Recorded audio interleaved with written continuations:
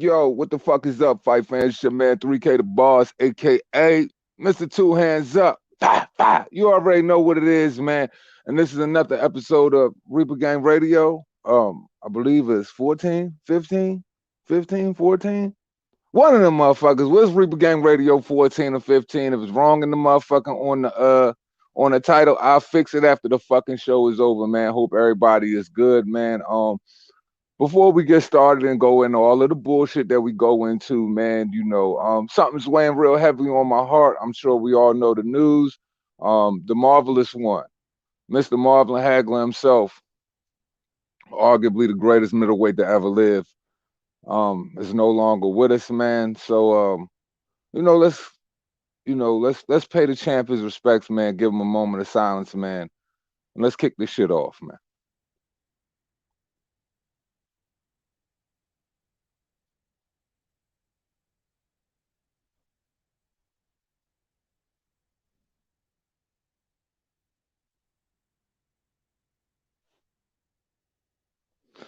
All right, man. So, yeah, man. RIP to the champ, man. RIP to the champ. RIP to his, you know what I'm saying? I wish his family nothing but the best and going through this tough time. I will be putting together, a nice video for Marvin Hagler. I've been working on it since Saturday, so I should have it out by the middle of this week. You can't rush greatness, man. So I don't plan on doing the same shit when it comes to shit like that. Cause when it comes to a guy like Marvin Hagler, you can't rush greatness like that. So it's unfortunate. The boxing world, we've lost a great one. But as we continue to do Reaper Gang Radio and as we continue to go and other shit, we got another great one looking down on us, man. So shout out to the marvelous one, man. Shout out to him, man. 1980s, fight of the decade, man. Just all around, stand-up guy. 12 title defenses. Just a beast, man. Just a beast. And he had to do it. He had to do it the Reaper Gang way too. The rough and rugged way, man. The rough and rugged way. I mean, when it come down to boxing, saying, nothing is given to you, everything is earned. Oh man, he definitely had to earn his. He definitely had to earn his, man. So I got nothing but utmost respects for the champ, man. So shout out to everybody in the building. Boxing Jedi, salute. H Money, salute. What's good, Brody? Actual facts, what it do? Timmy Neal and what it do? Yeah, man. So over the weekend, had some great boxing matches. Some stood out more than others, of course. Exactly what we thought it was gonna be. Fucking Chocolatito versus El Gallo, man. Great fucking fight. Great fucking fight. Fuck that referee though, bro. Fuck that referee. 117 to 111. Man, look, Ray Charles, Stevie Wonder, and every blind kid could have took up the whole left side of the goddamn arena. And even they know the Chocolatito won that fight.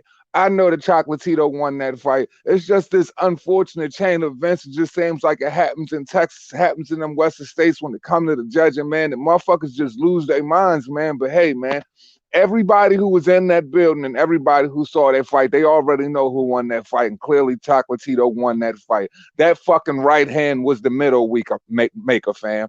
I repeat, that fucking right hand was the widow maker. And every time you thought one guy was going wilt, the other guy would just come on stronger. Every time you thought El Gallo was going wilt, Chocolatito would just come on stronger. It was just a great fight. El Gallo, you abandoned the body.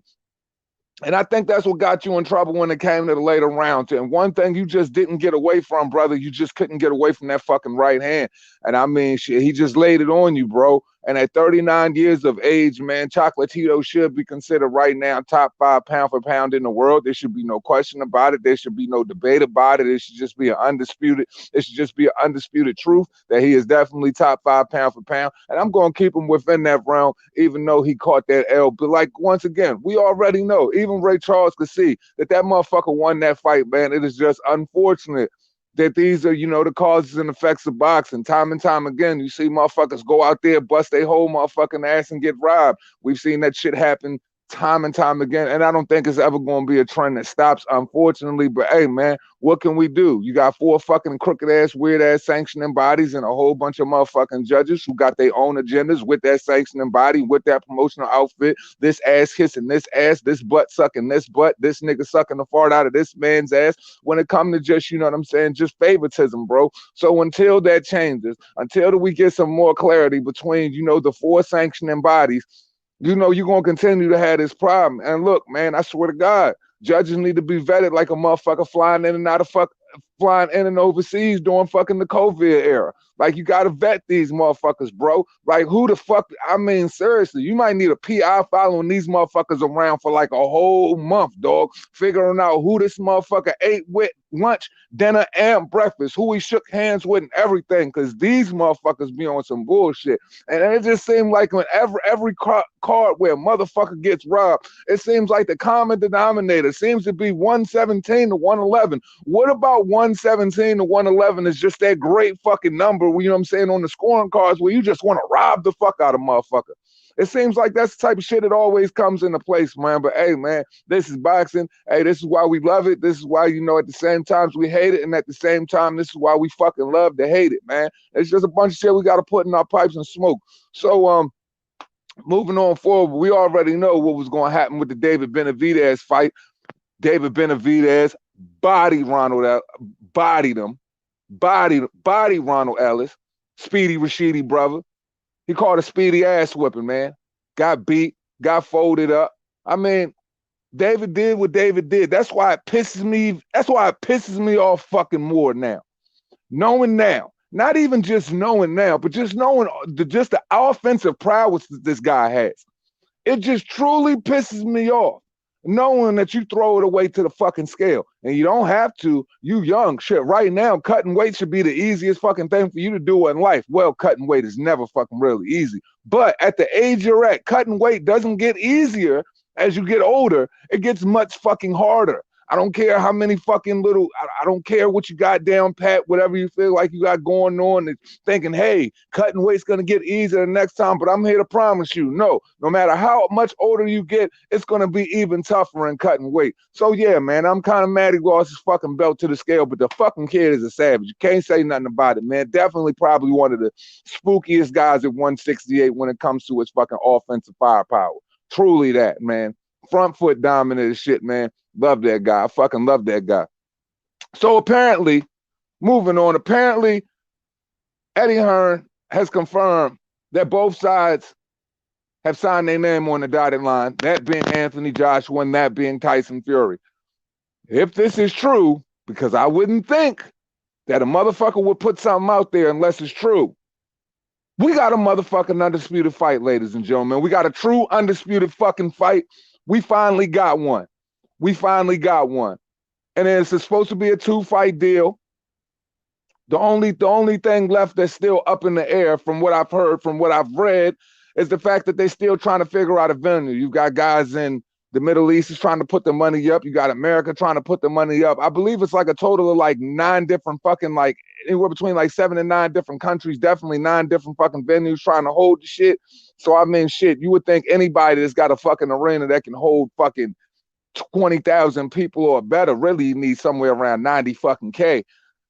Shit, we'll be trying to put their money up and throw all of their money at that fight, man. So, I mean, that's where I'm going to, you know, gear this topic at today, and that's what the fuck I'm going to talk about. And we're going to talk about the chances that both of these fighters have, who motherfuckers got. And, yeah, man, let's get to it, man. Reaper Gang Radio. I'm going to slide this motherfucking link in the chat, man, and then we can get started, man.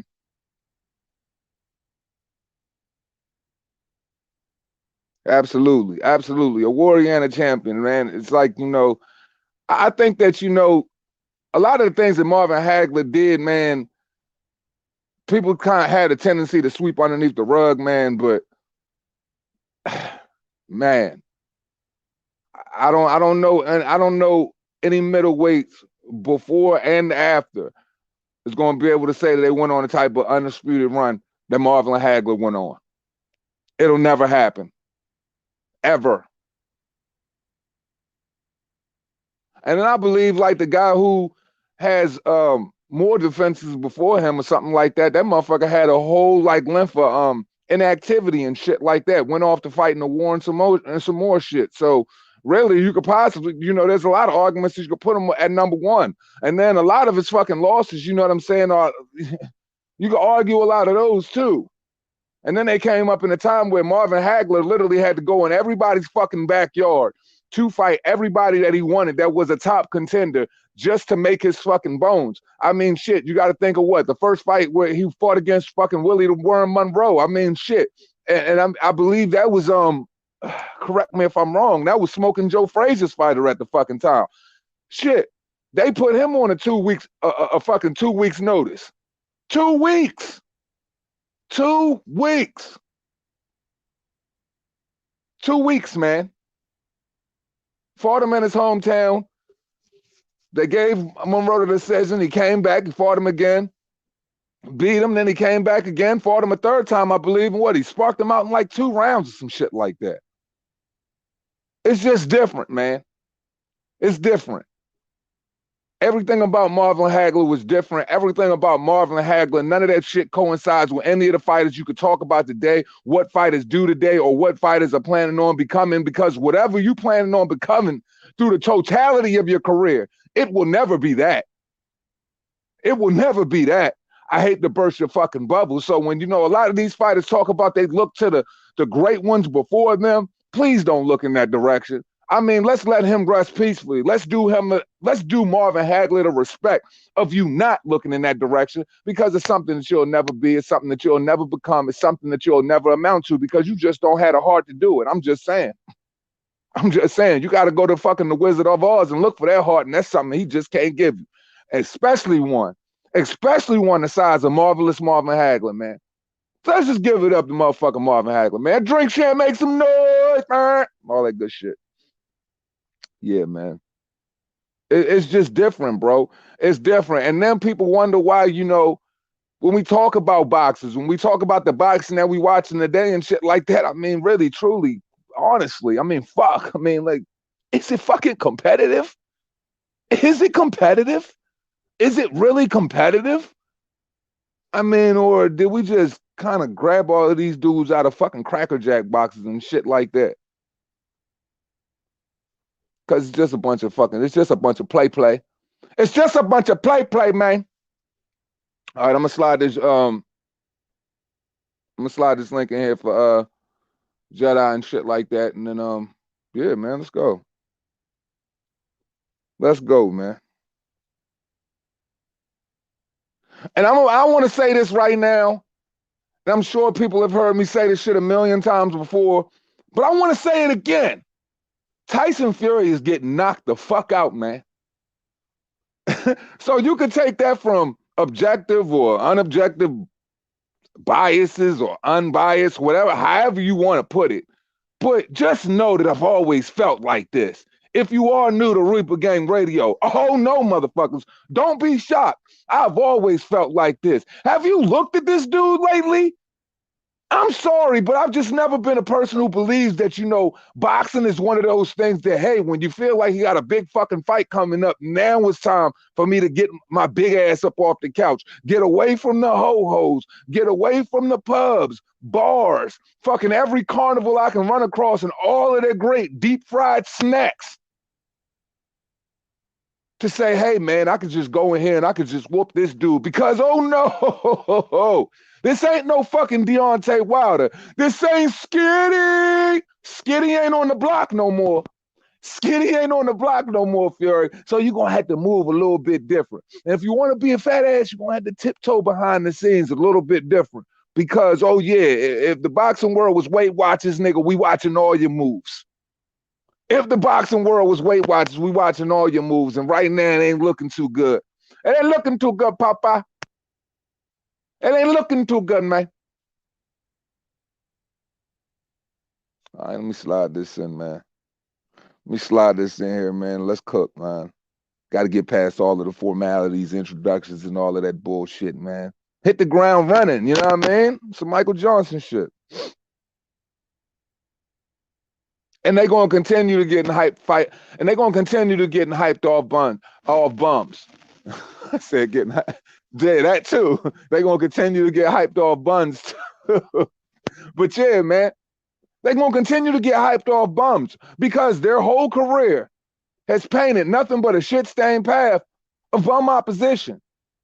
Now we got one guy wanting to go up to 140. He wants to fight Mario Barrios. Then we got another guy, Deontay Wilder. We don't know what the fuck he is doing besides wearing exotic tights, nigga. Like, who gets custom-made tights wear? Like, this is the only nigga I know that rocks tights as a fashion statement. Nah, motherfucker, stay with me. I ain't talking skinny jeans. I ain't talking joggers. I ain't talking none of that. I'm talking tights. I'm talking Richard Simmons workout tapes. He's a maniac in motion, captain of the twerk team style tights. That's what that dude is doing. 99 problems. But the king ain't broke though. But you got your ass whooped. You got your whole ass whooped. And it turns you into a bitch. The hair got a little bit greasier. The hair got a little bit curlier. It's got a little bit more shimmer to it. I'm starting to see glitter on your cheeks, nigga. It's looking real spooky out here, man.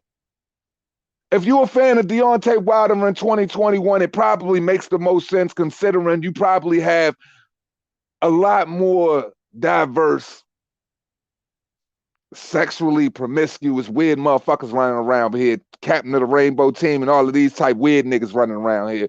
So I guess being a fan of Deontay Wilder does have some sort of relevance right now. But for a nigga like me, oh no, not for two hands. We like to keep it rough and rugged over here. Nah. He ain't relevant. And yo, what is this shit? Oh yeah, feeling oh so silky smooth. Is he feeling oh so silky smooth? The way he's running around, man. Bitches is congratulating him on the type of bounce his hair got. Bitches congratulating this man on the type of bounce his hair got, man. Yeet. Fuck, man. I just lost my appetite. Thanks. For nothing. Deontay running around here, he feeling oh so silky smooth. And then that just begs me to ask the question, what the hell is Tyson Fury running around doing where he has the idle hands where he wouldn't even mention this dude's name? Have you forgotten how this dude has disrespected you? Have you forgotten about the ass whoop that he's forgotten that you put on him to where he would say that you drugged him and disrespect you and so many, your culture, so many other things for you to say, hey, I might as well go fight Deontay Wilder again. Where is this coming from? Where is this coming from? When you know it's the biggest fight in the world and contrary to what any media news outlet, Bob old senile ass Aaron would have to say, anybody Eddie Hearn about saying, hey, it's the biggest fight in the world. It should be easy for deals like this to get done. Fuck all the formalities and all. Nah, bro. The bigger the fight, the bigger the deal, the harder to get done. Because everybody want their piece of the pie. It's like shit. You got a cousin, he just went round one, pick one in whatever fucking sport he's good in and shit like that. And then all of a sudden, he got a cousin from somewhere in fucking Chillicothe, Ohio. Somewhere so far out of bounds and shit like that. Talking about he family. And he's showing up to your door like Bernie Mac say at 9 o'clock at night, trying to hold some bread. Come on, man. Am I Joe Biden? Come on, man. Come on, man. Like, this is what we doing now. Nah. We not doing this, man. We're not doing this, man. This can't be life, man. Gotti line salute. What's good, bro? What's going on, brother? Man, I'm just cooling, man. Just kicking the shit, man. How you feeling, bro? I'm feeling good, man. Just got up, just getting ready to get the day started. Took the dog out, listening to you rant and rave about Wilder's punk ass. Yeah, but man. You're right. You 100% right. He's softer than baby shit. Yeah, man, definitely softer than baby shit, man. Sometimes, I guess, there should be always some like little 5-minute pocket of like Reaper Gang radio that should be like reserved for dragging this dude because I don't think it's ever going to stop. Nah. Yeah. To this day. To this day. I don't think it's ever going to. To this day, you're still a fucking bum. They can't man. fight. Oh, man. And the worst part about it is it's just like, shit, like, what is this dude going to do? Because if they talking about this guy fighting Andy Ruiz on pay-per-view, man, he might want to avoid that too. It ain't going to happen. Ain't gonna Nah. happen because he'll get exposed even worse. Because Andy can box and Andy's quick. Yeah, And Andy will he's got fuck him something to up. prove after he went in there and got his ass showed up by Joshua that second fight. Yeah, he definitely and you know, and I'm sure Andy Ruiz would love to make a movie out of Deontay Wilder because you know, hey, look, Yup. when there's people still running around and they still have this belief that you know you're this great heavyweight right now in the top 5 and shit like that. What better than, you know what I'm saying, a heavy set front foot guy who likes to, you know what I'm saying, stay dominant on the front foot, winging a lot of hooks coming straight at you, and knowing that you can't handle being on the back foot. I would pay all types of money to see that shit. Exactly. I don't even think it will last a good 5-6 rounds. Nah, it wouldn't. It It wouldn't. wouldn't. The first time he rocked his ass, Dante wouldn't know what to do. It wouldn't. Only thing he's gonna be doing is fucking looking at the ref and looking for a bailout, man. He's Yeah, gonna be yeah. looking for the, you know, He hit the me in the yeah. side of the head. Ain't He that gonna shit pull that illegal? same Dominic Brazil move. As soon as Dominic Brazil touched his scalp, that motherfucker went Yup. retreating for the referee. So, you Yup. know, I just think Deontay Wilder has one of the softest chins in the heavyweight division. That's why, and then he has Absolutely. he has absolutely no skill set whatsoever. So it's like you can't even really put no faith in that guy. It's like, how far are you going to see him go unless you want to see him matchmake against a bunch of weak opponents where he could thrive in that aren't going to pressure him. So that's the only way I find him having success. So for me, it's just like that whole Deontay Wilder chapter is pretty much over. Yeah, shit, that's what they did to get him to where he was to get a belt in his hands. They let Yeah. him fight a bunch of tomato cans and bums, and then he fucked around and fought a couple of senior citizens with a little bit of a name that used to be something, and now all of a sudden he's hot shit. Oh yeah, oh yeah. And see the problem, the biggest problem of it is you know, you would think that a person who has been made solely out of a fucking lab, his whole fucking resume has been straight contrived and made out of some fucking Wuhan lab.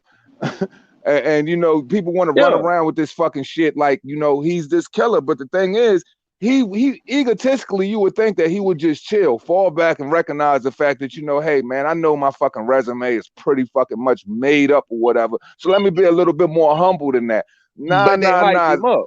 They hyped him up to believe his own bullshit. And they, you know, you the next great black American champion and all, but he ain't got the heart of a champion. He sure as fuck ain't got the skills of a champion, but he He ain't don't. got the heart of a champion. He don't like. It's like looking at the American heavyweight pool, man. Like my favorites with Jared Big Baby Anderson, man. It's like, you know, Deontay I Wilder. feel you. I've never, you know, I've never put my faith there. It's kind of like, you know, Anthony Joshua, he with the UK. That's like a first cousin of America. So, you Yeah. know, that's pretty much where my energy rests. My energy, man, pretty much, my energy always stays the same, man. It rests with those fighters who are actually fighting, man. I don't care where you're Yeah. from. I don't care what you're doing, man. It's about the Exactly. activity, man. And if the activity ain't Exactly. matching up with the wordplay, then bro, I got to give it to you, bro, because you know this the shit that the sport don't need, and this the shit that the sport has been living and breathing off of for the longest Especially. time. Especially when you got people talking shit about people like Bud Crawford saying he don't want to smoke with Spence and all. Them motherfuckers been dodging him for years. They know what's up. Oh yeah, Bud they gets in the know. ring, he's gonna beat that They ass. know. Like what? Bud's gonna hit like 34 this year. I've seen this story before. I've seen Yup. this movie before. You're gonna try to age this dude out, and then you're gonna try to get on your front foot campaign of going calling this dude out. And he's And you're still gonna gonna beat their ass. Yeah, and he's still gonna whoop your ass. That's the thing. They hoping Yup. to try to catch him out of shape, trying to catch him off guard or some shit like that. Look, bro, it's just like when it comes to that whole Errol Spence conversation, and I know people kind of waiting here to assault Errol Spence for the bullshit he just did over the course of last weekend, talking this whole 70-30, Yeah. 80-20 shit. That Yeah. just shows you He what don't more want to do fight. exactly what more do I have to say? This motherfucker is talking Yup. 70-30, 80-20. Yo, that tells you everything you need to know right there. He doesn't want to fight Yup. him. That's clearly a fucking duck. You're not even trying to put Yeah. it in the realm where it's realistic. Like, come on now. Yeah. That shit reminds me of Robinson and Hagler, where Hagler had to practically beg, retire, and everything to get people to call Robinson out just so he would fight him because he was scared he was gonna get that ass whooped. And people Look, can say man, what they want to. I love Sugar Ray Robinson, but he was acting Leonard, like a Leonard. whole bitch running. Yeah, Yeah, yeah, Leonard. yeah. Leonard acting like a whole bitch running from Hagler. He said that himself. The crazy thing is, even after, you know, they did the whole documentary on it and everything, you know, Sugar Ray said it himself. He was a master at that shit, waiting people out, playing their fucking game. He basically waited that man out, caught him on a downturn when he was going through some shit, went out with this man, had dinner with him, seen that he wasn't in the proper headspace and said, oh yeah, now is the time to take that fight. I'm not going to look at you as more of a champion for doing some shit like that. I'm going to look at it like, yo, that is clearly and that is purely a bitch move. You should be ashamed of yourself. You might be a smart businessman, but that doesn't make you a GOAT, greatest of all time boxer doing that kind of shit. Nah, that's why when it comes to, you know, that mention and even trying to get mentioned next to Marvin Hagler, it's kind of hard because he really had to do it the G way. And I mean, shit, like I said, he had to go through a gauntlet of fucking contenders before fucking man fought 50 fucking fights before he even got a title fight. That's a fact. You know, Bob Arum didn't even pick him up on the ass and, you know what I'm saying, towards the end of his career and shit like that when he started picking up steam after the Willie Monroe fights and shit like that. Like, it took him a while before he even got in that light. Yeah, and then he got robbed the first fight. It took him how many more? Almost like 20 more fights or some shit to get another title fight, and he weren't letting it go that time. Oh, hell no. And that's the thing about war. That's the thing about fucking war, man. Like, you would have to walk through for a fighter to be successful on the level of a Marvin Hagler and to have the kind of career Marvin Hagler had. You would have to be willing to say, yo, all of those tough dudes, number one and number two, for the next, say, I'd say 10 to 12 years of your boxing career, you would have to fight them. All the number one contenders, all the number one, number two contenders in your division for the next 10 to 12 years, you would have to fight them, because that's basically what Marvin Hagler had to do. Yeah. And this is a different era. It wasn't like you was just going through. You wasn't fighting no scrubs. Wasn't no pick of the leader. No, you had to fight the top guys. Yeah, and that man fought Hearns, fought Duran, made sure that, you know, Leonard ended up taking that fight eventually before he called it quits. I mean, you couldn't even be considered a great champion until you fought the best in your era. Nope, you couldn't even get mentioned because you got mentioned next to the other names. And the thing about that era was it was defined by undisputed reigns. You know, they wanted to see you grab all of the other belts. And that's the thing that a lot of these dudes aren't doing. They grabbing a lot of trinket titles and they moving on to another trinket title. And they go and grab another trinket title. And they put an unfamiliar face with a look.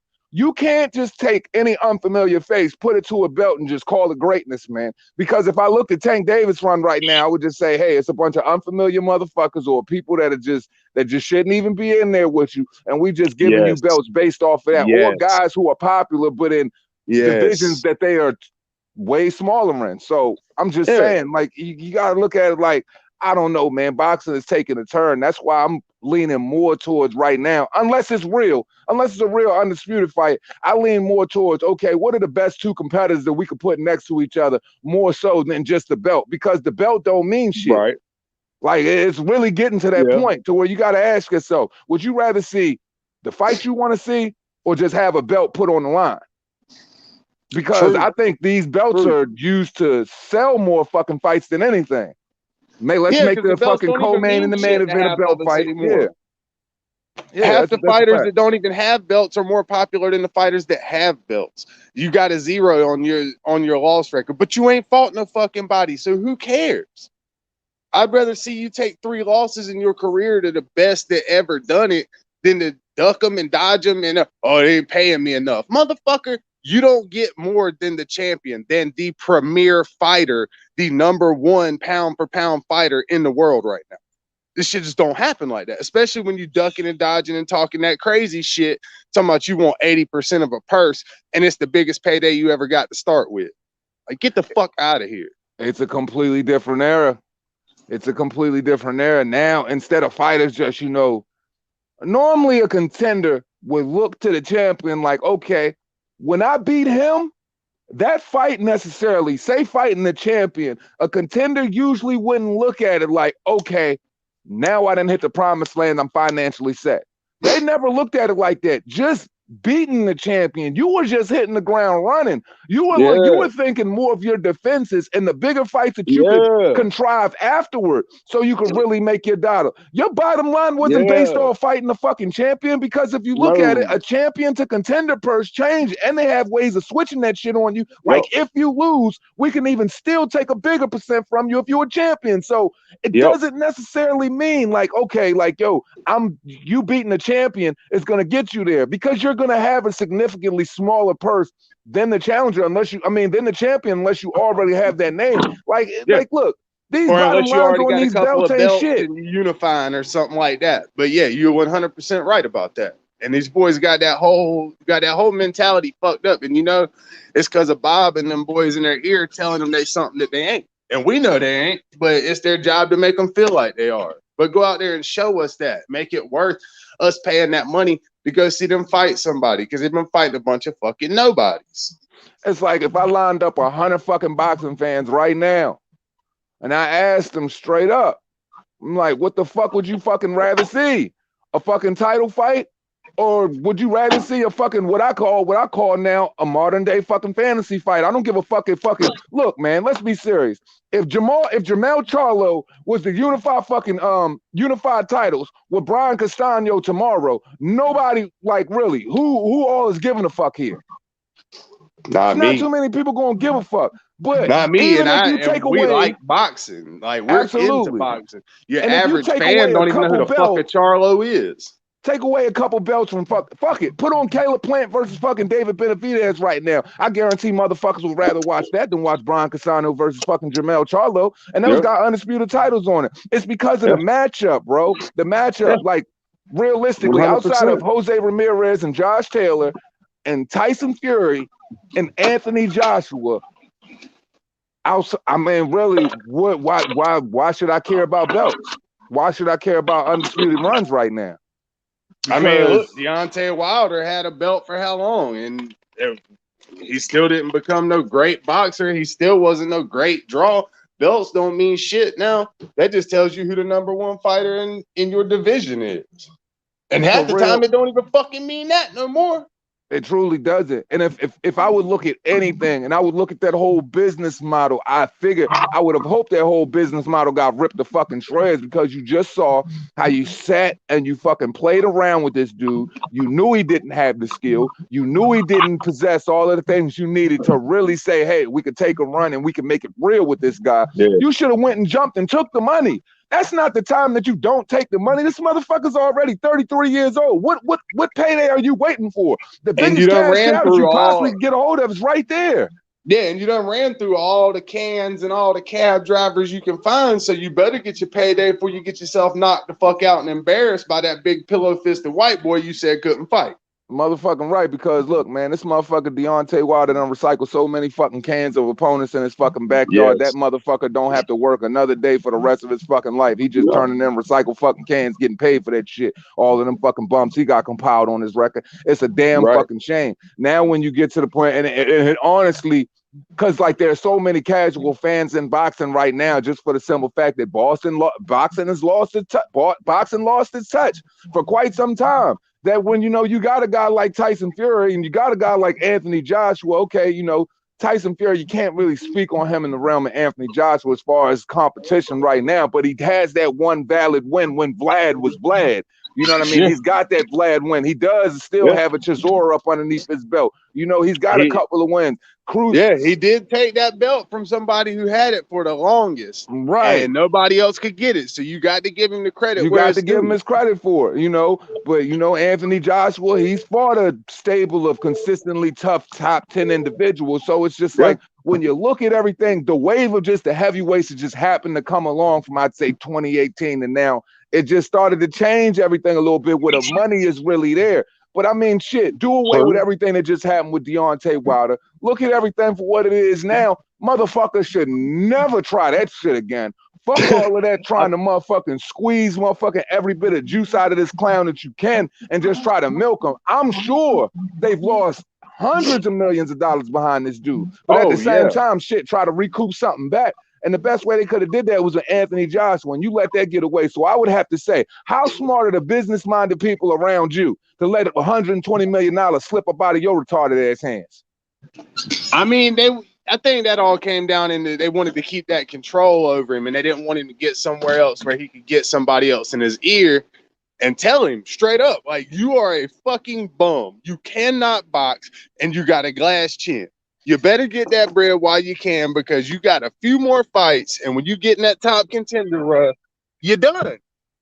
You're fucking done. And the wild shit about it is, right after I went back, because I've been piecing together this part one for this downfall of Deontay Wilder. This shit taking me all the way back from before the first fight, everything. So and, when I was listening to the Mark Breland conversations, these motherfuckers said pretty much, fight fans, everything that we thought about this dude on the rise to his downfall was true. Mark Breland said when JD's came in the building, they would be waiting 3 or 4 hours for this motherfucker to get to the gym. And then when he would get there, they said, yo, JD's will walk up to Mark Breland or whoever was in the, don't say anything to D today, guys. Just don't say anything to D. It's going to be a bad day. I don't want you on the bad side of his assault. Wow. That's the problem. That's why he is the way he is, and he has surrounded himself with the people he surrounded himself with, because they fucking yes men. And the first time Breland didn't do what he wanted to do, he fucking fired him, even though he might have saved his life. Saved his whole fucking life. And he fired him.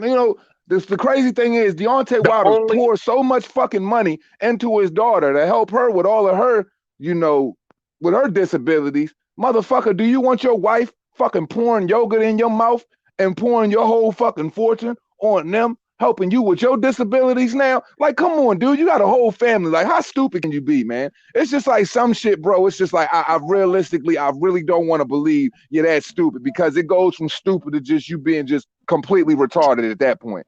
Because it's just like, yo, none of them motherfuckers cared about you. They would have let you die in that ring, dog. And you giving all of your flack to the man who kept you on your feet. Yeah, and the only man who's ever been in that motherfucking ring and won anything of any kind of value. That man is an Olympic boxer. The one person you should be listening to, you mad at because he finally told you the fucking truth. 5-time Golden Glove champion, Olympic gold boxer, and 2-time welterweight champion. And you let that dude go for who? A fucking PE teacher? For another yes man. See, that's what it is, bro. Tell him it's okay, boo-boo, and pat him on his ass after he gets the shit beat out of him. Pretty much, man. What the fucking baby gonna do? Get him some fucking milk. Like, that's exactly who he left. Because Ludabella, they left that motherfucker on the sidewalk. That man had to catch a whole fucking cab back to wherever he was going, and Shelly fucking Finkel and Al Heyman and all them went in a whole different direction, because they told fucking Deontay Wilder that $120 million was fucking lawn shavers, chump change. Fucking, you got Mark Breland. Mark Breland basically was saying that, he had to sit, so you basically sat around this man from, I believe, 2012, I believe. You sat around this man since 2012, and you couldn't even teach this man how to properly throw a jab. You so can't teach somebody who ain't willing to learn. You can't teach somebody who ain't willing to learn. It's like, yo, if after you watch them fight, after you watch the first Fury fight on December 1st, and you walked, and I saw him, I think it was around like 8th or 9th round, he walked straight up out of the corner, man, because the dude just wasn't listening. Now, if you're willing to take a number 2 to a PE teacher, now there are things that only you can teach this guy that he can learn from. Look, it's going to take somebody that has some fucking nuts. Somebody got to step up and say something. Now, Wilder's at fault for what Wilder's at fault for. But at the same time, I mean, shit, is there nobody around him to tell this man, like, where he fucking up? Because clearly, I can't believe that everybody around this dude can be so weak, because it really wasn't even no money for y'all to grab at the time. Up until recently. Yeah, I think a lot of that too is the fact that, it's one person goes and gets this deal, or one person goes and tries to get this money, and then they feel like, well, then he's going to get closer to him. We got to work this out where, they all in cahoots against each other. And the one thing that they should be doing is they could some money. instead of out there trying to parade it around in some kind of fucking sport theater that is going to come crashing down on his head, because eventually somebody's coming for that belt, or he's going to have to do a unification fight, or he's going to end it up, because he ain't guys just have You breaking up bad, guys, Gotti. more or less the top 5. All right, you back. Yeah, man. You hear me now? Yeah, I can hear you now. See, and see that I don't know, man. See, that's probably like the biggest problem for me, man, because it comes to accountability, and it comes to that whole, that shadow unit, that people had a tendency to keep around when it comes to money. I would have to ask myself, like, staying grounded and being an individual. Now, I'm sure Deontay Wilder, he does play the role of a very good fucking slave. I'm sure he does, because when you've been put in a position when you know you don't have the skill set, when your eyes and your mannerisms in every interview have basically told us that you're scared to fight this individual because you are lacking in thereof, then I guess you would kind of toe the line a little bit. But for the outside influence that are supposed to be closest to you, like your fucking brother, regardless of whether he's younger or not, the kid is over fucking 20 years old.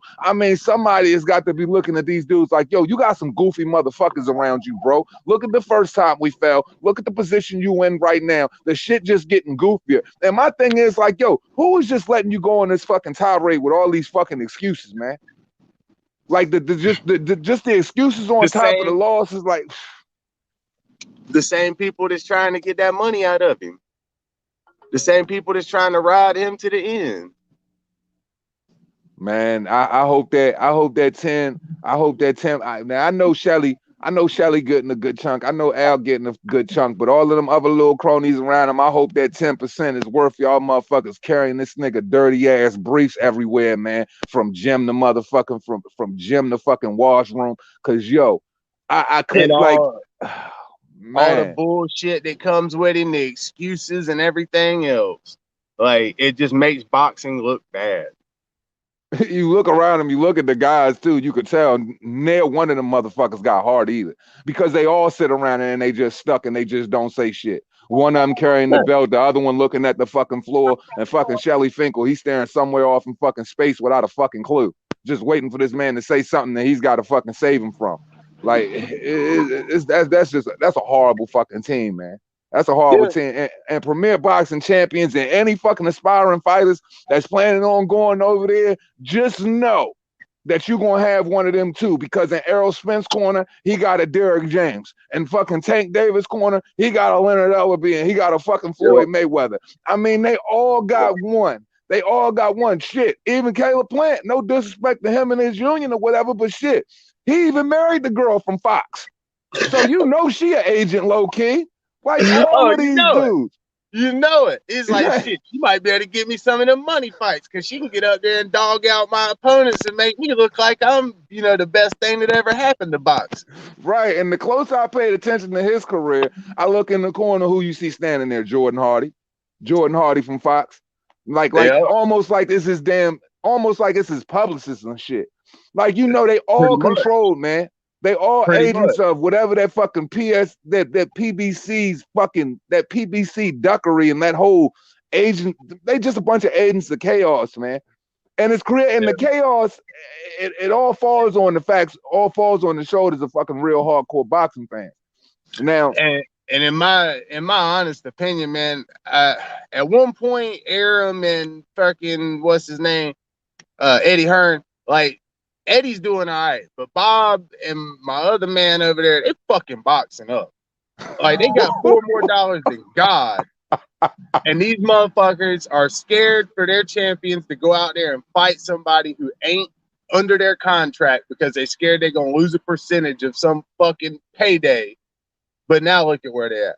Now, see, I'll give Bob Arum this credit. Bob Arum will send his champions and let them go fight you now, the same way he did Jose Ramirez versus Mo Hooker and shit like that. Send them over there. Hey, man, if you win, you come back with him, and now we in this whole undisputed territory we are in with Josh Taylor. See, now Bob Arum, he's he's less apprehensive than fucking Al Heyman over there. He's willing to let a fucking fighter go. He's willing to let a fighter go and fight, just off of some fact, he know he got a stable of talented fighter. He don't have a stable of posers.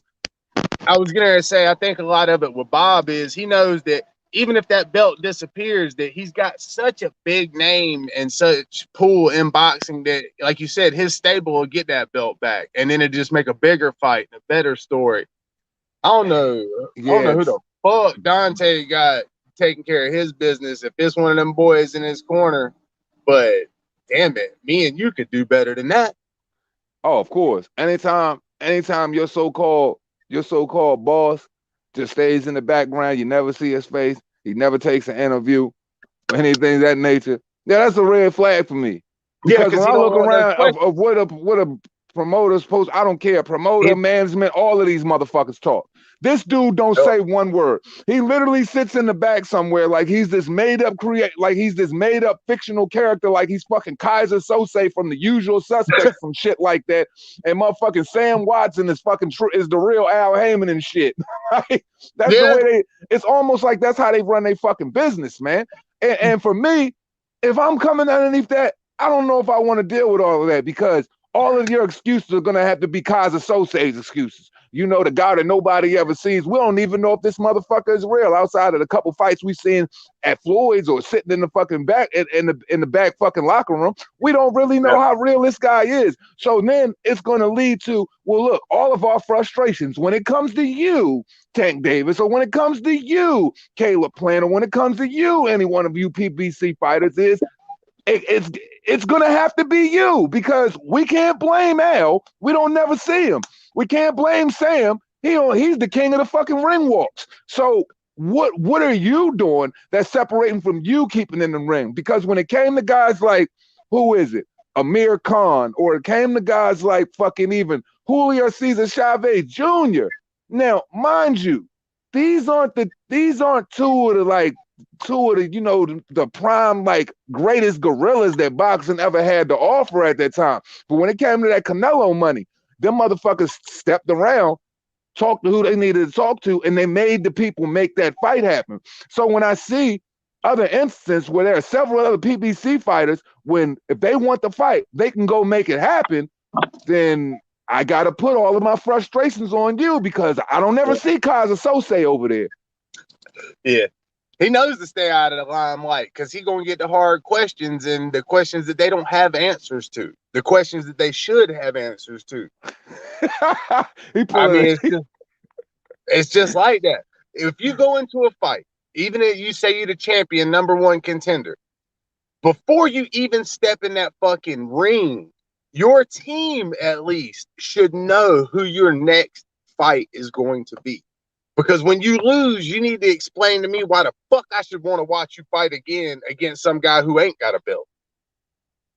Yeah. I mean, you got to keep that momentum going. And these guys think that a piece of gold that don't mean shit to half of us is going to make you tune in and watch and spend whatever on this pay-per-view. Man, I ain't never bought a fucking Wilder pay-per-view. And I can assume that nobody else I know has either. I don't give a damn how much they like boxing.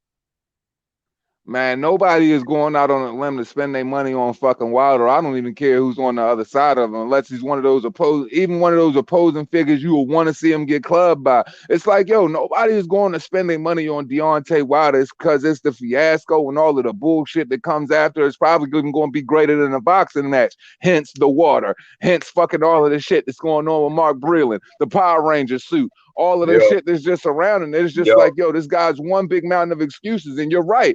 Al Heyman is like he's on his fucking Joe Biden on his first 100 days. This motherfucker is not present for any fucking interviews. He's somewhere tucked, hiding in a fucking basement right now. He refuses to answer any questions because he knows there's going to be a plethora of negative questioning, very inquisitive questioning, though, that's going to come behind it. Because, yo, there are a lot of fucking questions as fans we need some fucking answers to that we're never going to get. And what's the best way of staying away from, what's the best way of having to deal with fucking answering questions if you just don't ever even fucking speak at all?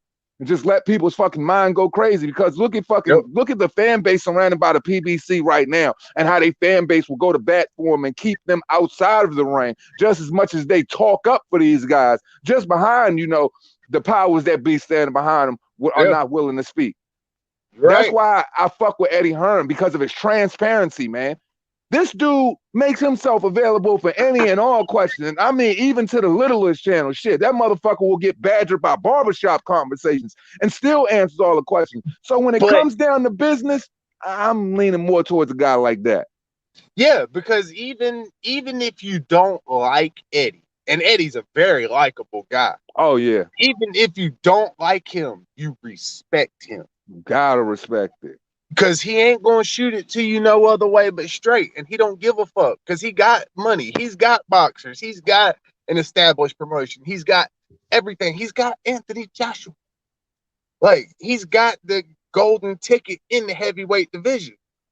So he ain't got shit to worry about. But he still puts himself out there and still makes himself available because he knows that he ain't pushing a lie and some weak clown ass motherfucker who they padded his record up and just waiting for him to get knocked the fuck out on broadcast television by some nobody. That's a fact. That's a fact. And that's one of the beautiful things I can say about boxing when it comes to trial and error. Because when you in the realm and you have so many other individuals that could quite possibly be doing it wrong or mismanaging their fighters or just not handling their business in a way you would say you would like to see Eddie Hearn handle it or whatever. You can sit back and look at it like, hey, even these guys are seeing what type of money these motherfuckers are making over here. You can see that they already got a fucking fight schedule. You know what I'm saying? Here we are 3 months into the year, basically, and we haven't heard shit about the PBC schedule. The best thing they put together for us was at the end of the fucking summer, and that fucking schedule damn near fucking fell apart.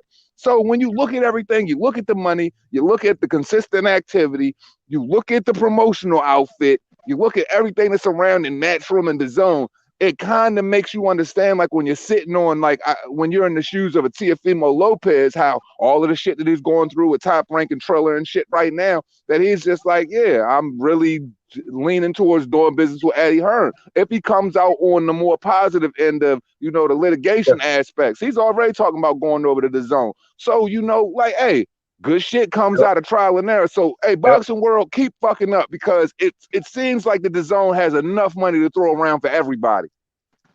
Yep, and they get in the big fights, they get in the big names, and they were smart. They said, man, fuck this pay-per-view. We got to get people interested in boxing again before we can try to charge $100 for a fight. This ain't fucking Tyson Lewis, Tyson Holyfield, or any of that. You got a bum and a guy that people kind of know about.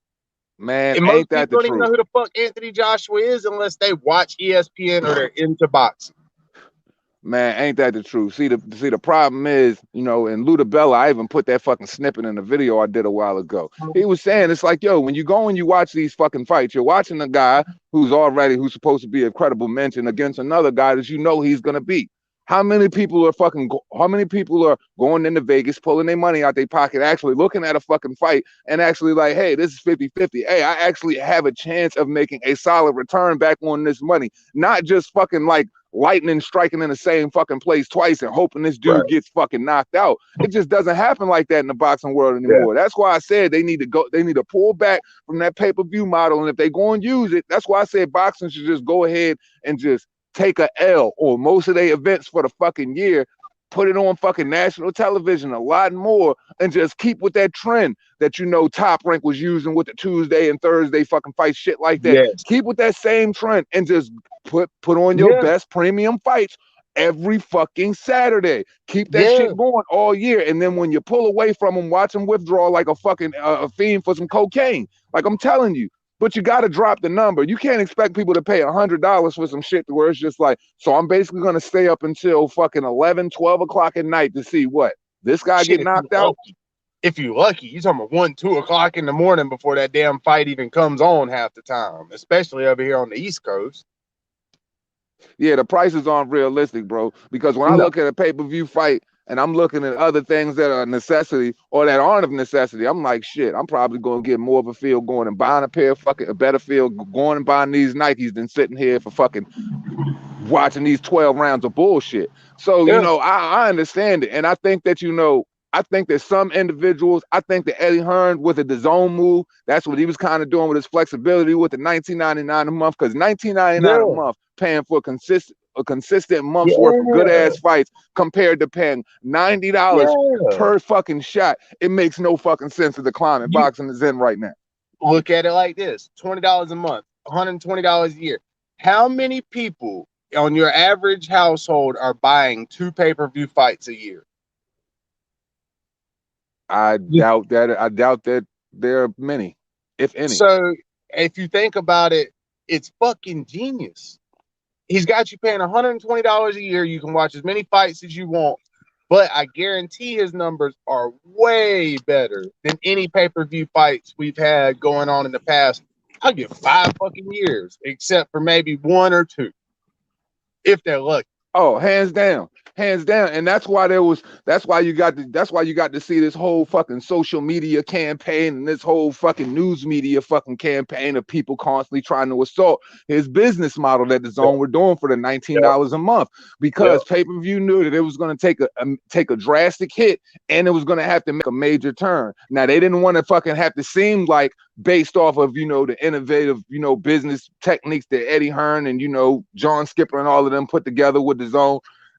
They didn't want to have to fucking say that they're marching to the tune of that beat, or we're playing second fiddle to this. And they came in signing Canelo and Triple G and putting big signings underneath their belt. And the signings aren't going on a downslide. They're consistently going up. So now that campaign didn't really mean shit. Of course, you got some fans that are going to be like, they're going to try to go to bat for the pay-per-view. Really? What fucking fan would try to go to bat for the pay-per-view model? It makes no fucking sense. You're not getting your money's worth. You're getting robbed on a fucking monthly basis. What sense does it make? Hey, and the Zone had to be doing something right, because look at what Dana White's doing right now. ESPN Plus, all that shit, Friday night fights and all that. I mean, he's seen how it works and how it doesn't work. And it doesn't work trying to push $70, $80, $100 pay-per-views down people's throat when they don't even know who the fuck the people fighting are. Because I'm telling you, like, get them interested first. Absolutely. You've got to build the interest. And in every situation where I've seen interest that was built in a fight, it's been fizzled out by the wrong promotion having that fighter, which happens to be the PBC. Being a part of it, because every time there's interest in a fight, whether it was Bud Crawford and freaking Errol Spence, that fight had generated so much interest that it is completely fizzling out due to all of the fucking bullshit and prima donna shit that's going on with it. So you taking a fight that could have easily did 500,000 plus pay-per-views, now to somewhere in the realm of people like, man, I believe it to when I fucking see it. Saying it's a consistent trend. So it's got to get past the point to where it's like, look, man.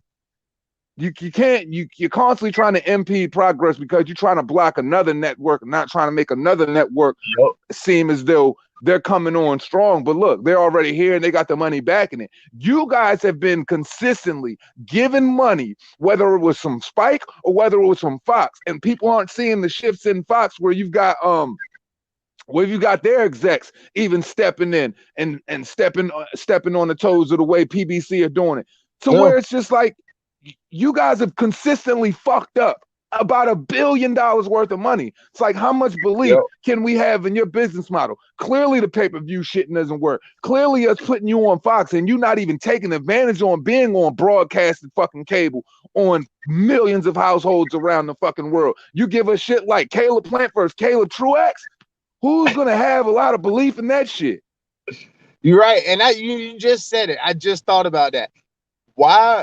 2 things. One, why would you not want your competition to seem like it's just as strong, if not stronger than you, so you got something to prove?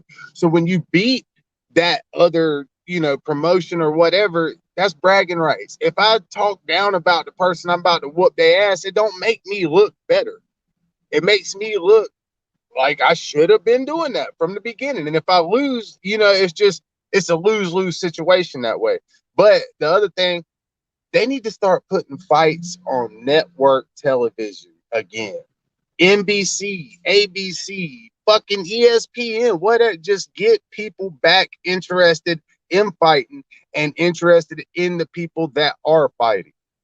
And the way, and I agree with you 100%, this is a conversation that, you, me, and a few other people have shared on this channel quite a few times. And the way that you do something like that is, once again, Give it to the people.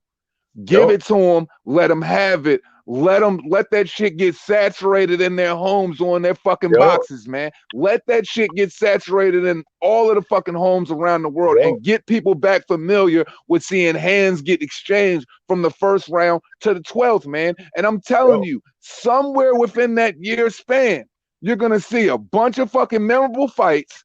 You're gonna see a bunch of fucking fights. People that are gonna develop so many other stories from so many other great fights that are going to want to Yep. happen on the back of it. You're going to see fucking fighters coming out the woodworks. They're going to try to perform even better, Exactly. show more activity instead of being Exactly. comfortable with this. Look, yo, when Showtime and PBC got their fighters with being comfortable fighting 1 to 2 times a year because they'll even admit that they own business isn't right when it comes to them trying to do business with the other individuals. Hey, man, something is wrong, but you got to give it to the people. You can't take Yeah. something that's been basically a dying vital for fucking for a decade and a half, possibly even 2 fucking decades, and then try to And shove it in people's faces like it's a marquee experience that they just gotta fucking eat up. It doesn't work like that. You got to make people right. trust in your product. And the only way people trust in the product is if you give them fucking a sample. And in this case, boxing needs to give them several samples. Yeah. But man, it's just like anything. It's business. It's economics. You got to put it out there for the people to know what it is and to want it before you can try to charge some crazy amount for it or sell me a bunch of fucking pipe dreams thinking that it's going to be something it ain't. Because some of the best fights we're going to see are people that ain't got no name who got something to prove who are trying to get there, not protect their belt and their paychecks and, got people ducking and dodging for them and trying not to make fights, but making it look like they are. That shit turns people off. If you're a fighter, get your ass in there and fight. If you number Because one, fight number two. it's getting to the point to where it's so draining. I even tweeted out something like, look, man, like, don't even talk to me about fucking about fairy tale fucking fights, cows jumping over the moon and all that other shit. If it's not real, I don't even want to entertain it. Because I'm past the point to where it's Yeah. like I'm done having redundant fucking conversations over and over again about fights that we're never gonna see. About what who you consider pound for pound, or who I consider pound for pound, or I don't consider pound for pound. But it's a conversation I'm not gonna continuously have. The only way boxing is gonna live and thrive is talking about what the reality of the sports are. And if it's not a fucking fighter that people aren't familiar with, or it's not several fighters people aren't familiar with, we're going to have to get them familiar with them. And more importantly, it needs to be more appreciation towards those fighters, the ones whose resumes really say, hey, I'm putting it all on the line for you Yeah. every time I get Yeah. out here. Not the guy that's already fucking just matchbox chosen and shit that's just going to come out there and just get his ass whooped. That's Yep. the thing that has to be, that's the thing that has to change. Because, yo, if we constantly stuck on all of these events that God knows are never gonna fucking take place, how can we appreciate it? Because I know what I do.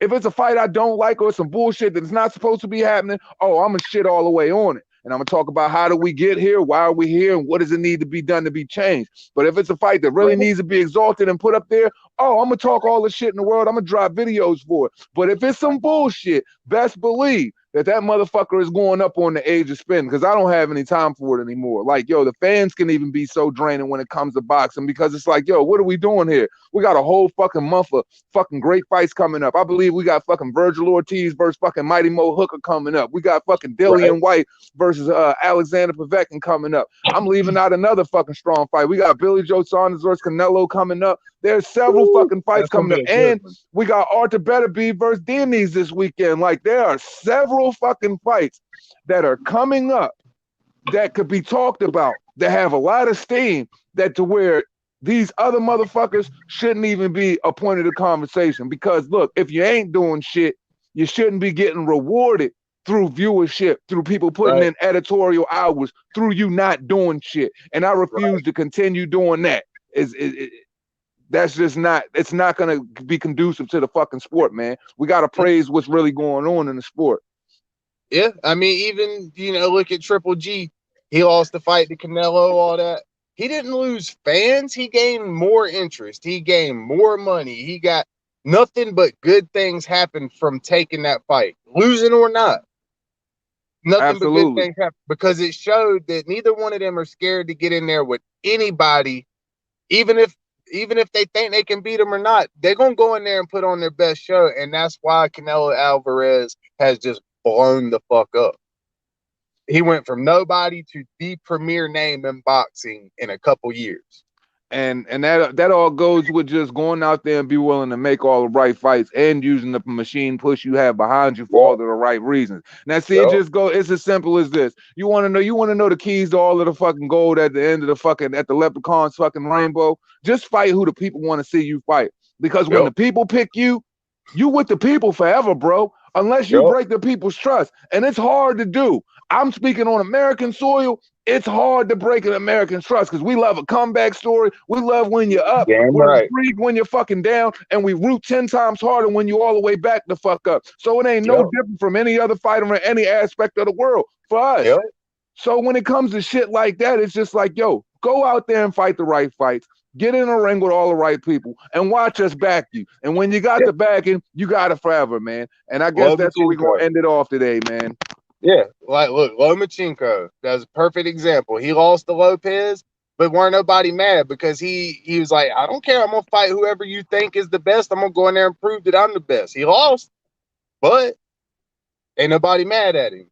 He went in there and put it on the line. And you can't hate on the guy. We're going to be ready to watch. You can't hate on a guy in his fucking second fight. He was fighting for a fucking belt, and he was fighting at a guy that came in weighed a natural fucking welterweight that fucking did a fucking assault on his fucking balls the entire night of the fucking fight, and he was still finding a fucking way. Then went up fucking 3 weight classes in the span of fucking like 8 or 9 fucking fights. So it's like when you look at Lomachenko, you know, hey, you gotta respect, you gotta give credit where credit is due. My whole thing is, look, Lomachenko willing to fight the fucking fight, and he's a lot smaller of a guy than guys that are in that division that's talking about backsliding and going to 130 to fight 130 guys. So you got to question, how much heat should Lomachenko be getting and how much heat should you be really giving the fucking other guys, man?